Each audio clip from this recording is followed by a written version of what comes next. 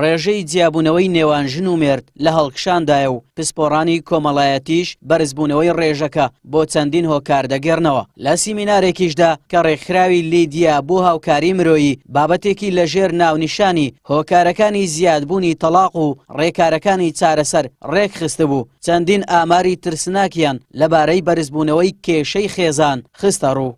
لە هەرێمی کوردستان ڕێژەی تەلاق زۆر زۆر زۆر زۆر بووە و بۆتە هۆکاریەوەی کێمە ئەو مەجموعە کۆنفرانس و سیمینارە دابنین بۆی کە هەرچەند کەم بەڵام بەرچاوڕوونیەک بکەین بۆ ئەو ئەو کەسایەتیانە ئەو توێژەرانەی کە بەرپرسن لە قبالی ئەو مەسەلەیەدا. کوردستانی باشوور دووساری قەیرانێکی ئابووری بووەوە، هەم ئەوە زەختێکی ڕۆحی و ڕەوانی هەم لەسەر پیاوەکان دەکا کە تااقەت و حوسلەیان نامێنێتەوە و پێشوو لە ماڵێ هەڵسوکەوت بکەن و ئەوەی کە ژنەکانیشمان ئەو تەحملەیان نەماوە. توێژەرێکی کۆمەڵایەتیش هۆکاری دارایی و سەختی ژیان بە تایبەت لە ماوەی 2 ساڵی ڕابردوودا بە یەکێک لە هۆکارە سەرەکیەکانی بەرزبوونەوەی ڕێژەی جیابوونەوە دادەنێت. ئەمڕۆ ئەم نەبوونی لە کوردستانە هەیە، ئەم قەیرانی موچەیە و نەبوونی دارایی هۆکارێکی سەرەکیە بۆ تەلاق، ینی ڕێژەکان بەرز دەبنەوە گەیشتنە ئاستی مەترسی.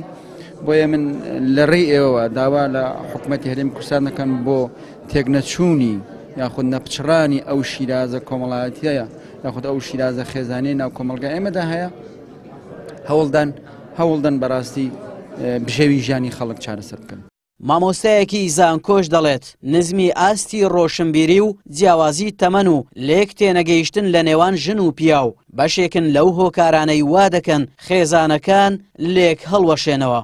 تەوەری سەرەکی دەگەڕێتەوە بۆ 3 هۆکار. یەکەمیان ئاستی ڕۆشنبیریە، دووەمیان ئاستی تەمەنی ئەو کەسانەنە کە زەواجەکە دەکەن کە خێزان پێکدەینن، و سێمیشان دەگەڕێتەوە بۆ داهاتی ئەو دوو کەسە، ئایا ئەوان کە پلانی زەواجیان کردیە داهاتی ئەوەیان هەیە کە بتوانن لەگەڵ یەک بژین و یان ببن بە هاوسەر. ئافرەت لەبەر ئەوەی کۆمەلگا زیاتر تەسیری لێ دەکا، کاریگەری زیاترە لە ناو کۆمەلگا لە بەراورد بە پیاوان، لەبەر ئەوەی زیاتر کۆنتاکتی هەیە بڵێن لەگەڵ ئەندامانی خێزان، ئافرەت زیاتر لە ماڵەوە کاتی بەسەر دەباتن. ئەوە وای کردووە کە ئافرەت زیاتر و بەڕووی مشکلەکان ببتەوە لەگە خێزانەکەی.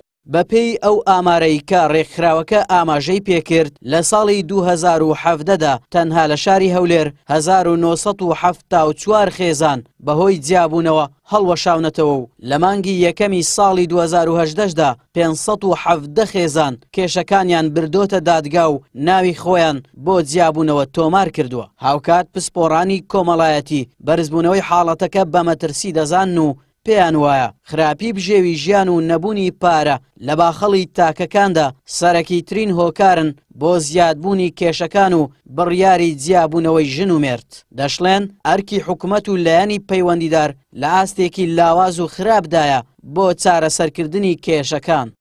ئاراس عەزیز، کەناڵی پێام، هەولێر.